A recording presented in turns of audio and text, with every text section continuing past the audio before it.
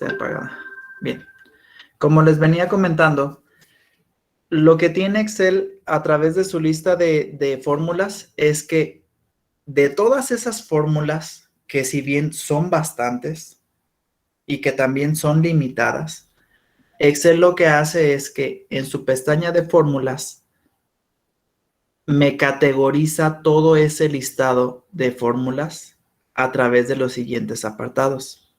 Autosuma, que tiene una suma de manera automática, un promedio, contar números, max y min. Estas son 5 fórmulas que por su naturaleza Excel las denominó, las categorizó bajo la ficha autosuma. Sin embargo, también existen las fórmulas financieras, también existen las fórmulas lógicas, entre ellas está falso, está no, está o, está sí, sí error, sí nd, verdadero, XO y Y, ¿sí? Está la categoría texto, categoría fecha y hora, búsqueda y referencia, matemáticas y trigonométricas y entre otras funciones más, como funciones estadísticas, funciones de ingeniería, funciones de cubo, funciones de información, funciones de compatibilidad, etcétera. Entonces, imagínense la cantidad o el glosario tan grande de fórmulas que tiene Excel. Sin embargo, Excel tiene una de las ventajas más grandes y que comparte también con otras hojas de cálculo. Eso es su manejo de fórmulas de manera manual. Aquí en pantalla ustedes están viendo que en sí el tema de fórmulas se divide en 2 aspectos principales: las fórmulas automáticas y las fórmulas manuales. En sí, las fórmulas automáticas hago referencia precisamente a todas las fórmulas que ya existen dentro del diccionario de fórmulas de Excel. Cualquiera de estas fórmulas es una fórmula automática. ¿Por qué? Porque solamente basta con que tú pases a través de ellas un argumento, 2 argumentos, 3 argumentos, 4 argumentos, 5, 6, 7, tantos argumentos sean necesarios. ¿Para qué? Para que la fórmula pueda funcionar tal cual tendría que ser su función. ¿A qué me refiero? Cuando nosotros estamos manejando las fórmulas, generalmente en el mundo de las fórmulas automáticas siempre va a existir una estructura. Esa estructura es: voy a iniciar cualquiera de mis fórmulas con un signo igual, y esto quiere decir que para que Excel sepa que tú quieres iniciar una fórmula, iniciar un cálculo, necesitamos que la celda comience siempre, siempre, siempre con un signo igual. De lo contrario, Excel simplemente va a tomar esa celda como si fuera cualquier texto. Entonces, punto número 1 a entender acerca de Excel. Para que Excel pueda calcular o hacer una operación aritmética, necesitamos forzosamente iniciar la celda con un signo igual. Seguido de ello, vamos a ocupar el nombre de mi fórmula. Los nombres, pues por ejemplo, si nos vamos por el lado de las lógicas, un nombre puede ser falso, el otro puede ser no, otra función se llama o, otra función se llama sí, otra función se llama sí.error, otra función se llama sí.nd, otra función se llama verdadero, otra función se llama XO y otra función se llama Y. Para que nosotros podamos aplicar una fórmula de manera automática, tendríamos por fuerza que aprendernos su nombre. Ustedes dirán: ay, profe, qué flojera. La verdad es que aprenderte el nombre de una fórmula no tiene ningún chiste. ¿Por qué? Porque generalmente su nombre pues está vinculado con su función. En este caso, quiero sumar, pues existe una fórmula llamada sumar. Quiero un promedio, pues existe una fórmula llamada promedio. Quiero el máximo, pues existe una fórmula llamada max. Entonces, no hay como mucho peligro en ese instante. Seguido, necesitamos un paréntesis. Este paréntesis va a ser la apertura de todos los argumentos que yo necesito pasar para que la función, que en este caso se llama nombre, pueda funcionar de manera correcta. Todas las fórmulas, todas, absolutamente todas, van a tener: 1, el signo igual; 2, el nombre de la función. 3, paréntesis. 4, argumentos. Y estos argumentos, a su vez, están separados por una coma. Bien, ¿hasta aquí alguna duda?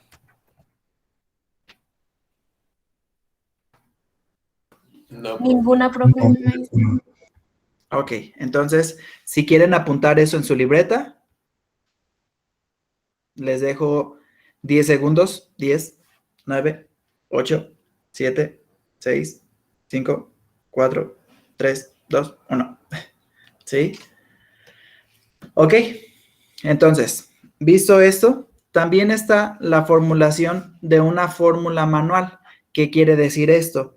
Que existen fórmulas que en sí no son como muy populares y entonces hay fórmulas que nosotros necesitamos hacer, como por ejemplo una regla de 3, como por ejemplo un cálculo especial de algún impuesto, algún cálculo de algún porcentaje, que lo podemos hacer a través de forma manual y que no necesariamente funciona a través de una fórmula.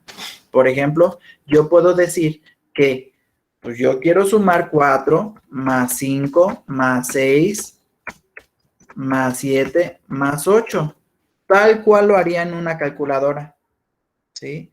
Y entonces Excel también me da la oportunidad precisamente de calcular una fórmula a manera manual, siempre y cuando nosotros sigamos estructuras matemáticas, ¿sí? Es bien importante que nos sepamos las reglas matemáticas para que el resultado que nosotros ocupemos se proyecte de manera correcta. Muchas veces el uso de paréntesis, el uso de una jerarquía de operaciones no nos ayudan con Excel, sobre todo cuando elegimos manejar una fórmula manual. Cuando esto pasa, sí necesito tener dominio de que primero se va a realizar este paréntesis, seguido de ello se va a dividir entre 6 y seguido o hasta el último se van a sumar estos dos dígitos. Entonces, desde esa perspectiva, podemos nosotros realizar una fórmula manual. Ahora bien, ¿qué hay dentro de lo automático y de lo manual, independientemente la forma o el estilo de fórmula que quieras tener? Muy bien. En ambas formas de fórmula existe la implementación de dos tipos de dato. El primer tipo de dato es contenido de una celda.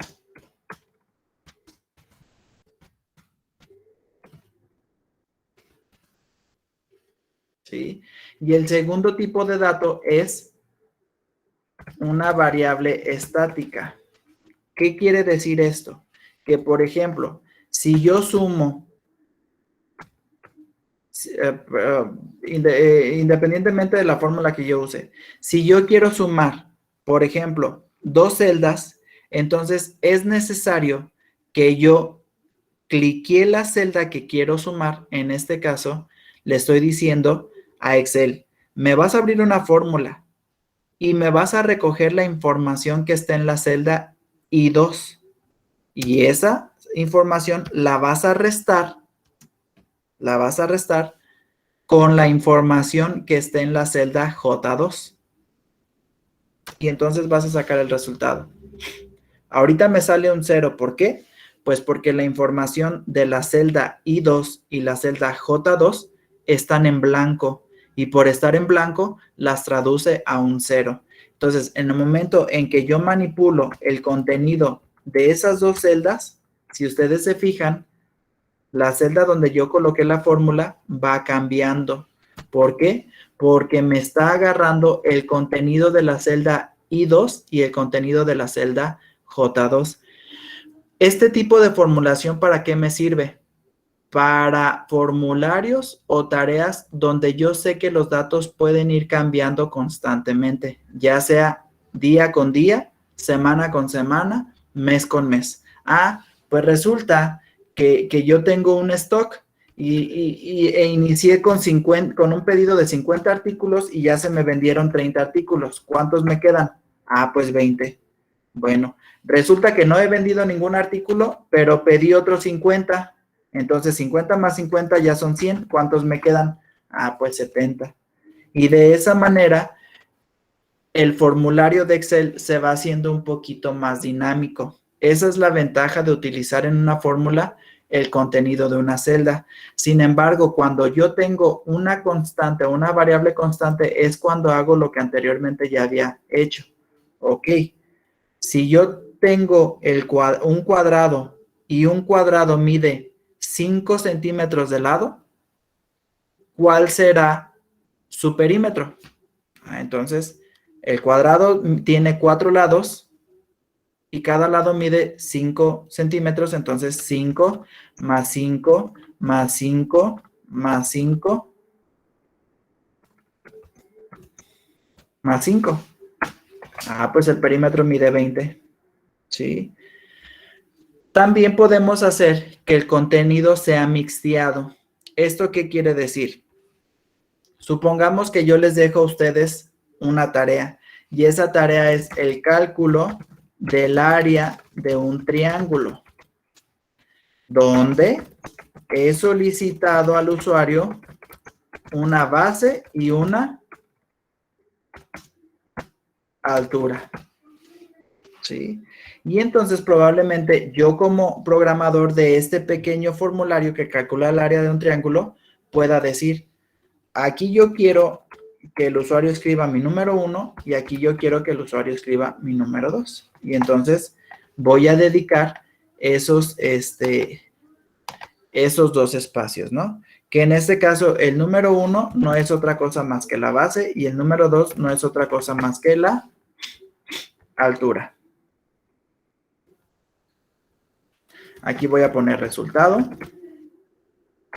y aquí voy a colocar ese resultado. Entonces, el usuario tiene que definir cuál es la base y cuál es la altura y el programa o Excel tiene que enviarte el resultado de ese cálculo. Muy bien. Entonces voy a empezarlo a programar. Igual, ¿para qué me sirve el igual? Vuelvo a repetir, para decirle a Excel que estoy a punto de iniciar una fórmula. Muy bien. Entonces voy a colocar igual, abro paréntesis porque lo que yo quiero hacer es que primero se multiplique base por altura y el producto de estos dos números ahora sí se divida entre 2. Entonces, aplico jerarquía de operaciones y voy a decir que lo que el usuario introduzca en esta celda se multiplique por lo que el usuario introduzca en esta celda. La celda de azul recordemos que es lo referente a la base y la celda roja recordemos que es lo referente a la altura. Cierro paréntesis y ahora sí divido entre 2.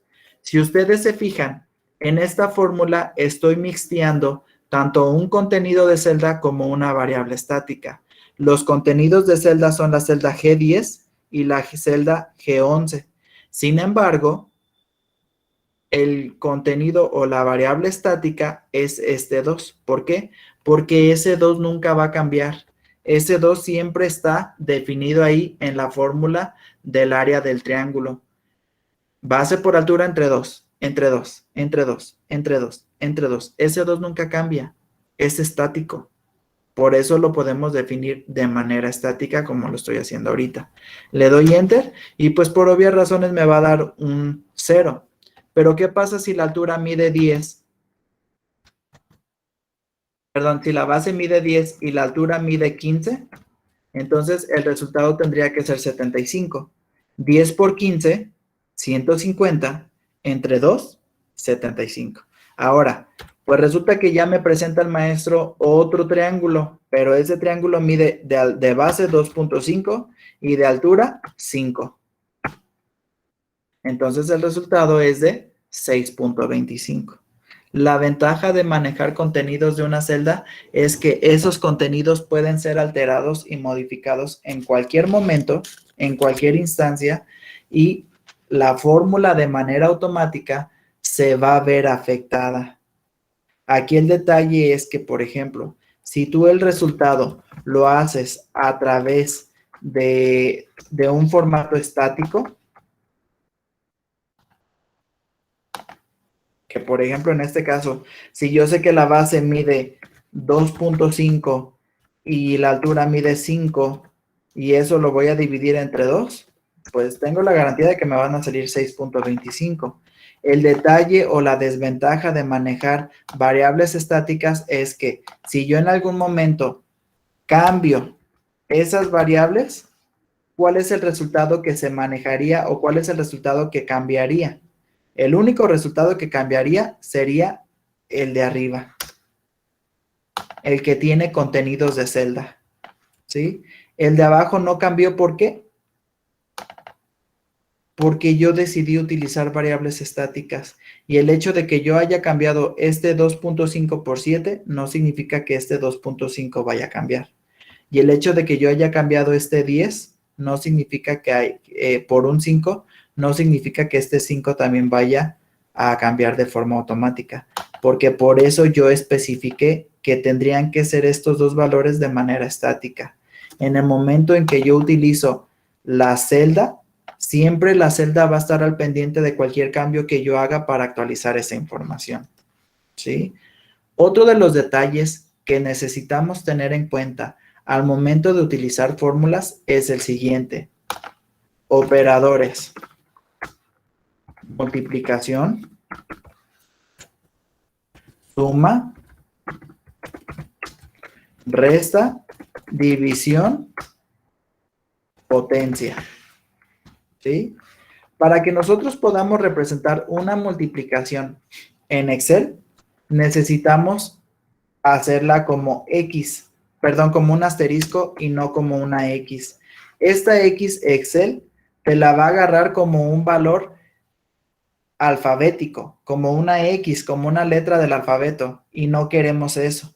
Entonces, la multiplicación para Excel tendría que ser un asterisco. La suma para Excel va a ser lo que nosotros conocemos como suma. La resta sería lo que conocemos como resta. La división sería una diagonal. Aquí vamos a cambiar un poquito. La división sería una diagonal. Y la potencia, hay un símbolo muy raro que de pronto escribimos en el teclado que pareciera ser un ojito, ¿sí? Porque ahorita ya son dos ojitos, pero pareciera ser una flechita hacia arriba o un ojito hacia arriba. Entonces, la potencia se va a representar a través de este ojito. ¿Qué quiere decir esto? Que, por ejemplo, yo aquí estoy multiplicando 3 por 4. Aquí estoy sumando 3 más 4. Aquí estoy restando 3 menos 4.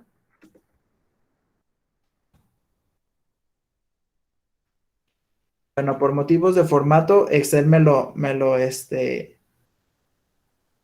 modificó.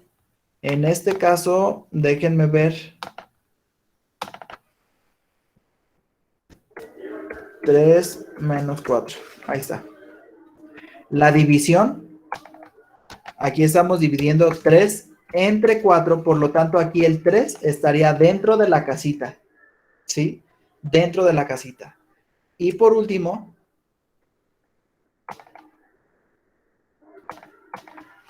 nuevamente paso, déjenme lo cambio a texto. 3 entre 4.